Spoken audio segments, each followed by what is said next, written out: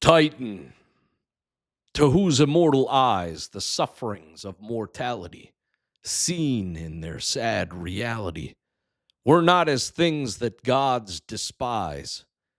What was thy pity's recompense?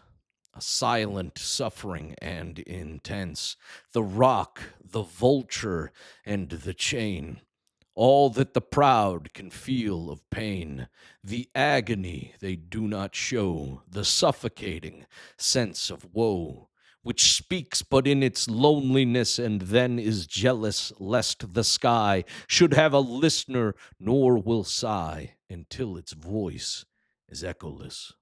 Titan, to thee the strife was given between the suffering and the will, which torture where they cannot kill, and the inexorable heaven, and the deaf tyranny of fate, the ruling principle of hate, which for its pleasure doth create the things it may annihilate, refused thee even the boon to die.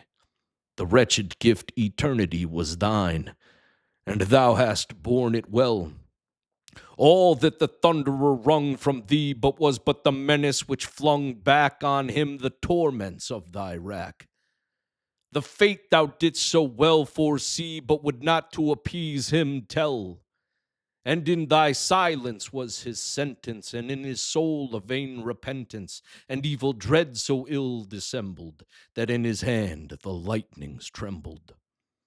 Thy godlike crime was to be kind, to render with thy precepts less the sum of human wretchedness, and strengthen man with his own mind.